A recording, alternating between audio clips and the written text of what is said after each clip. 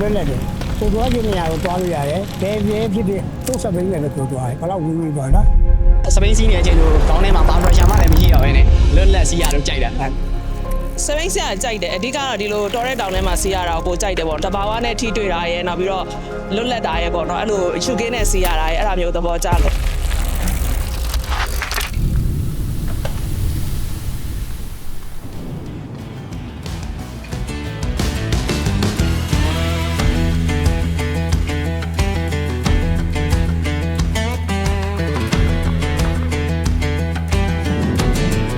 ကျွဲသွန်ရဲ့အဓိကဟာစပိန်နင်းပီယာနဲ့ပြေးနိုင်မှုကအဓိကပဲပေါ့နော်ဒီနှစ်ခုကို train လုပ်ရမှာဆိုတော့ကျွန်တော်အနေနဲ့တွေ့ကြုံတစ်ခါကိုရပါတယ်ပေါ့နော်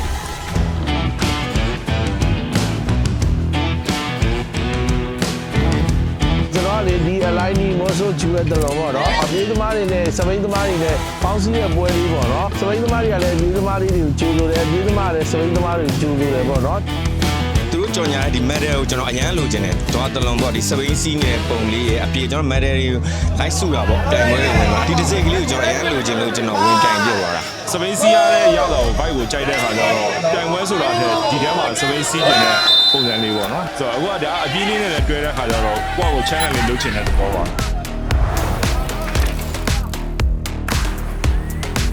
ဒီပွဲလေးကိုစသိတော့အရန်ကိုပျော်ပြီးတော့ဒီလိုမျိုးမောဆွန်းပေါ့မိုးရာဒီမှာဒီရာပို့ပြီးတော့ပျော်ရတယ်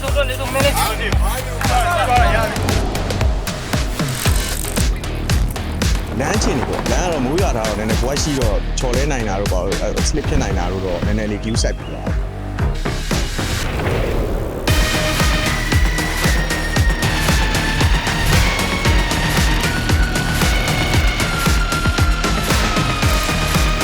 မိုးတွေရွာတော့နည်းနည်းတော့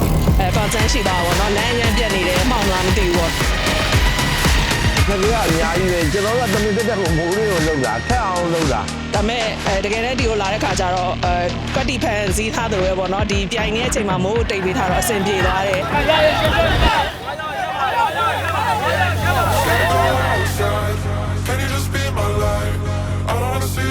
အပြေးမှာကျတော့လာဒီတောက်ဆောက်တောက်လာတယ်ပါဒီတောက်လာပြေးလာတောက်လာပြေးလာအဲ့ဒါလည်းပဲပါရဒီတကယ်ကိုအဆင်ပြေတာ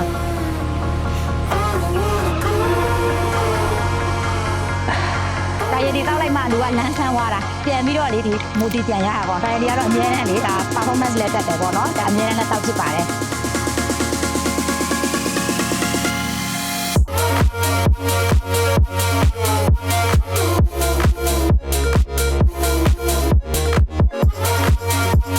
ပြီးတော့ station ရောက်တော့ running တောက်လိုက်တယ် running တောက်ပြီးတော့ဒီဘက်မှာကျွန်တော်ပြန်ပြီးတော့ပြေးနိုင်တာပဲပေါ့နော်အဲ့ဒီတစ်ခုရှိပါတယ်ခံစားချက်ကတော့အရန်မိုက်တယ်သူ